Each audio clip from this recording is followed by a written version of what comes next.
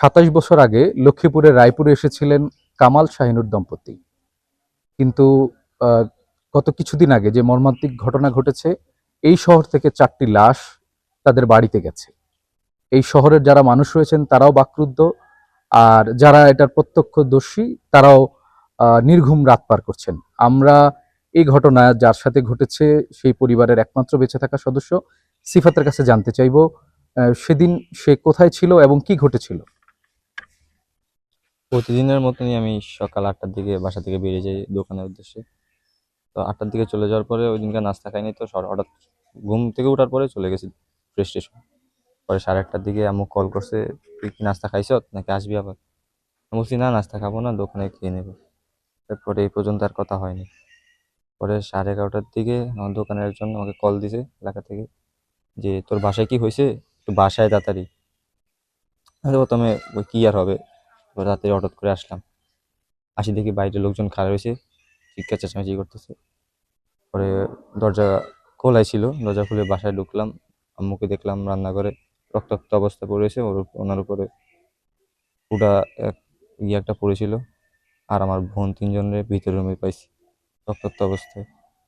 আর তারপরে আম্মুকে নিয়ে আর বড় আপুকে নিয়ে সরকারি হাসপাতাল হঠাৎ চলে গেলাম হঠাৎ করে। আর ওই ছোট 2 বোনকে ভ্যান গেট করে এলাকাবাসী নিয়ে আসলো। তো ওখানে পরে নেওয়ার পরে আম্মুকে আর মনে হয় ওই ছোট বোনকে মৃত ঘোষণা করে। আর মেজ বোনটা তখন ওর শ্বাস চলছিল, তো ওকে ঢাকার উদ্দেশ্যে পাঠানো হয়েছিল উন্নত চিকিৎসার জন্য। রাস্তায় ও তার শেষ নিঃশ্বাস ত্যাগ করে। আমরা একটু এই ঘটনা জানতে চাইবো সেদিনকার তখন যিনি প্রত্যক্ষদর্শী ছিলেন, আপনি কি দেখেছেন এবং আপনি কিভাবে সেদিন এই এত জোরালো ভূমিকা রাখতে পেরেছেন। আর সকাল 10:30 তো 11টার ভিতরে আমরা রান্নার জন্য প্রস্তুতি নিতেছি। তখন হঠাৎ শোনা যাইতেছে, আমাদের বাসা থেকে তো ওদের বাসা একটু দূরত্ব বেশি, ওদের বাসার দিকে অনেক চিল্লাচিল্লি শুনতে আছি। শোনার পরে এবং অনেক কান্নাও করতে আছে, আমাদেরকে বাঁচা বাঁচা বাঁচাও, আমাদেরকে মারি ফেলাইতে আছে। পরে আমি জানালা দিয়ে যখন শুনছি, আমি কান দিয়ে জানালা দিয়ে শুনতেছি, এর বোনে বড় বোন না ছোট বোন বলতেছে কি আর মারিয়েন না, আর মারিয়েন না, আমাদেরকে আর মারিয়েন না, এগো আমগরে আর মারিয়েন না। তখন আমি ভাবছি যে এর মা এর বোনকে মারতেছে কাজের জন্য। পরে আমি দৌড়াই গেছি, অনেক দূরে দিতে আমার বাসা। যাই আমি তখন জানালায় দাঁড়াইছি, জানালায় দাঁড়াই দেখি যে তাদের সামনের রুমও ফ্যান চলতেছে, বিছনা টিছনা সব গোছানো গাছানো, ভিতরের রুমের দিকে বাতি একটা জ্বলতেছে, পর্দা লড়তেছে। তখন আমি ওনার বড় বোনের নাম সাইমা, আমি ডাকছি ওই সাইমান মা, ও সাইমান মা, সাইমান মা, কোনো শব্দ নাই। অনেকক্ষণ ডাকাডাকির পরে আমি দেখতেছি ওই যে পর্দা লড়াচড়া করতেছে ফ্যানের বাতাসে, ওইখান দিয়ে ভিতরের দিকে দেখা যায় একটা ছেলে। ও আমি ভাবছি কি সিফাতে, তখন আমি বলতেছি যে এই সিফাত, এই সিফাত সিফাত, তখনও সিফাত কোনো সাড়া দেয় না। পরে আবার ওই ছেলেটা পাকঘরের দিকে ঢুকছে, ঢুকি আবার সেই ভিতরে রুমের দিকে আবার ঢুকছে। তখন আমি ভাবলাম যে সিফাতের মামা। তখন হেরা যায় বাবাজি সিফাতের মামা হয়তো মেয়ে ঘরে রাগের রাগের বসেতে মারতেছে কাজের লাই, হয়তো এই কারণে রাগ করছে আমার সাথে। এলাকা কোনো সারা শব্দ দিতেছি না। আমি অনেকক্ষণ দাঁড়ানোর পর পাশে আমার পানির লাইন আছে, তখন পানির লাইনের দিকে আমি তাকাইছি, ওরা পাশের ওরা পানি পাইপ ঢুকাইতেছে, ওইদিকে খনন করে পাইপ ঢুকা। আমি চাইছি যে আমার পানির লাইন ওইদিকে দিই, হ্যাঁ আমার পানির লাইন কি ওইদিকে দিকে ইয়ে হইতেছি নি, নষ্ট হয়নি কোনো। পরে যখন আমি পানির লাইনের দিকে ঢুকলাম, তখন ওই লোক ভাবছে কি, ভাবছে আমি চলে গেছি।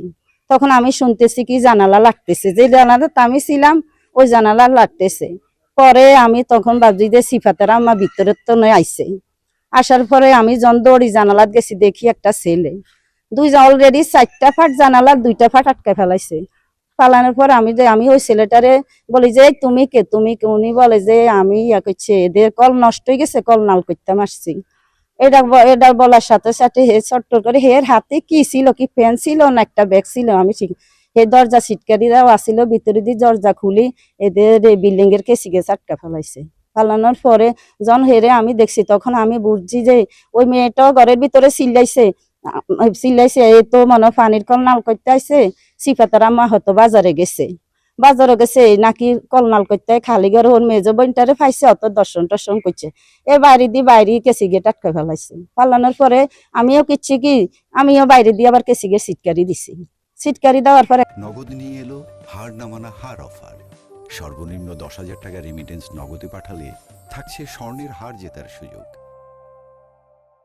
এখন রাস্তায় কোনো লোক নাই, না থাকাতে আমি পাশের রুমের ওরে ডাকছি, পাশের ফ্ল্যাটের হেগরে ওইদিকে দিয়ে জানালা দিয়ে ডাকছি, এই নাসরিন এই নাসরিন। পরে নাসরিন কি আপা রানী আপা কি, তা আমি বলতেছি যে এই সাইমাগো গরো কি হয়েছে চিল্লা চিল্লি। তো হে কই না, আমি তো শুনি না। হের মেয়ে বলে কি অনেক চিল্লা চিল্লি হইতেছে। তা আমি বলছি এদের ঘরের ভিতরে আমি একটা ছেলে দেখছি, ওই ছেলেটা নাকি বলে পানির কল নাল করতে আইছে, ছেলেটা নাকি এর বোন সিফা ঘরে ছিল নাকি, ওরে দর্শন টর্শন করছে, ছেলে ইয়া করছে। হ্যাঁ, ছেলে ইয়া করছে, ওই বাইরে দিয়ে দরজা আটকে সিগারেট আটকা রাখছে, ভিতরে দিয়ে আমিও বাইরে দিয়ে আটকাই রাখছি। এখন তোরা আয়। এটা শুনিয়ে দুইজন মহিলা বাড়িছে, আমার এই কণ্ঠ শুনি বাড়িছে। আমি যখন দৌড়ি আবার এগোকে সিগারেটের কাছে আইছি, এই পাশের বিল্ডিং এর এই মহিলা তখন হিজাব একটাতে বাড়ি যায়, অত অনেকক্ষণ বড়ি এদের ঘরের ভিতরে খুব চিল্লা চিল্লি হইতেছে, এদের ঘরের ভিতরে খুব চিল্লা চিল্লি হইতেছে।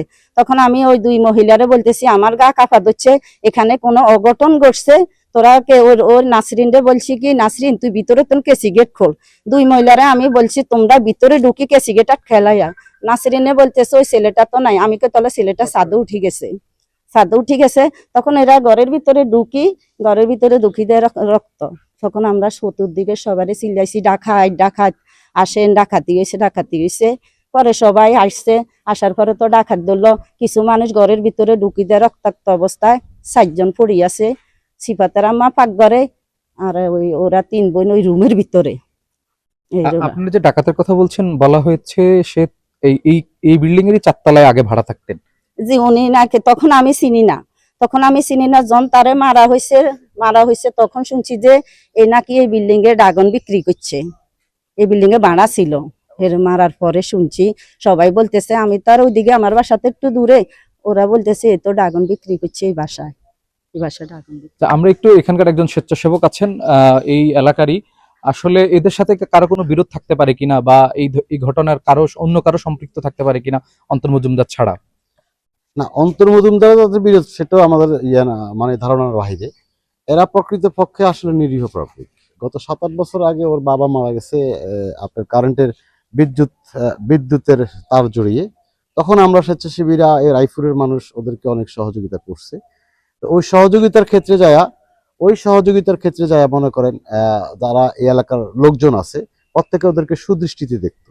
হ্যাঁ, সুদৃষ্টিতে দেখতো কারণ ওরা খুব মেধাবী ছিল এবং ওদের আচার আচরণ খুব ভালো ছিল।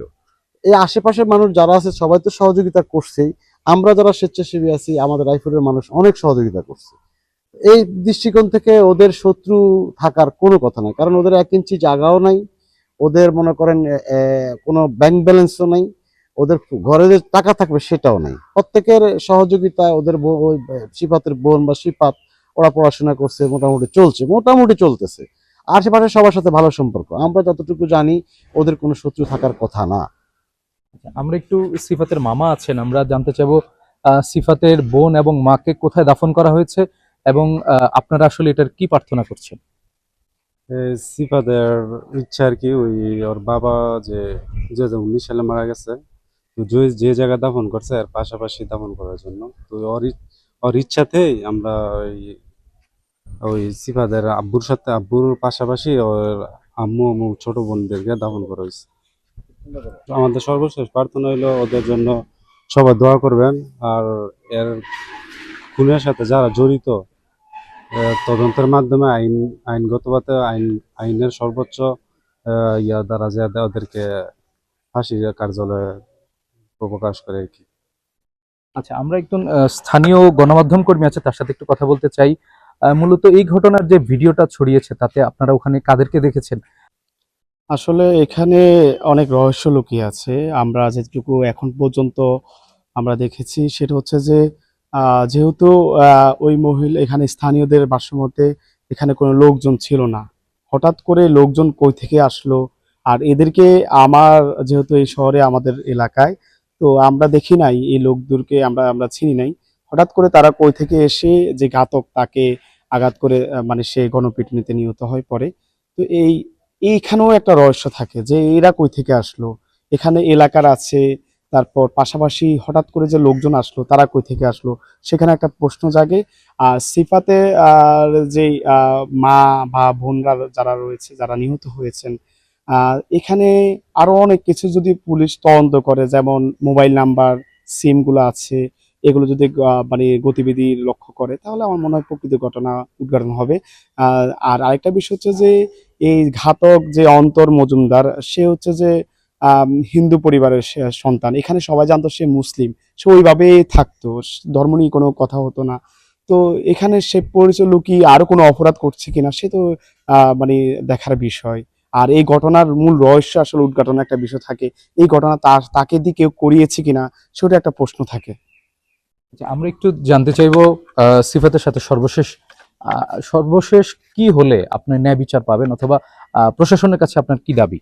প্রশাসনের কাছে এই করতে যারা চলে গেছে তাদেরকে তো আনি দেওয়া সম্ভব না, কিন্তু এর পিছনে যারা লুকিয়ে রয়েছে বা এর পিছনে কারো হাত থাকে, তার সম্পূর্ণ মানে উদ্ঘাটন করা হয় এবং এর সঠিক বিচার যেন করা হয়। আমরা এখন কথা বলবো সিফাত যে প্রতিষ্ঠানে চাকরি করেন সেই প্রতিষ্ঠানের মালিকের সাথে। আসলে এই ধরনের ঘটনায় আপনাদেরকে কেমন নাড়া দিয়েছে এবং সর্বশেষ কি অবস্থা? আসলে ইতিপূর্বে আপনারা জেনেছেন যে যে 4টি খুন হয়েছে, আপনারা অবশ্যই জেনেছেন। আর যারা খুন হয়েছে তাদের সন্তান এবং ভাই আমার প্রতিষ্ঠানে কাজ করে। তো কাজ করার সুবাদে আসলে আমি এই বিষয়টা নিয়ে মর্মাহত, আমরা এলাকাবাসী মর্মাহত এবং গভীর শোক প্রকাশ জানাচ্ছি। সিফাত যেহেতু আমার এই প্রতিষ্ঠানে চাকরি করে, আমি চেষ্টা করব আমার অন্যান্য আমার এই প্রতিষ্ঠানে আরও অন্যান্য সদস্য আছে, তাদের মতো যেভাবে আমি দেখি সিফাতকে তার চেয়ে একটু বেশি দেখে আমি চেষ্টা করব এই দুঃসময়, এই মর্মান্তিক এই পরিস্থিতিতে আমি সিফাতের পাশে থাকার জন্য আমি আপ্রাণ চেষ্টা করব। আমার সাধ্যমতো আমি চেষ্টা করব সিফাতকে আমার কাছে রাখার জন্য, এবং পরবর্তীতে ভবিষ্যতে যেন সে সুন্দরভাবে জীবনযাপন করতে পারে সেজন্য আমার পাশে রেখে আমি তাদেরকে সাহস দিয়ে আমার রাখার চেষ্টা করবো ইনশাআল্লাহ। যেমনটা শুনলাম, আসলে সিফাতের অভিভাবকের মতোই থাকবেন তার কোম্পানির মালিক। আমরা আশা করব যেন এই ধরনের সম্পর্ক যেন সবসময় বজায় থাকে।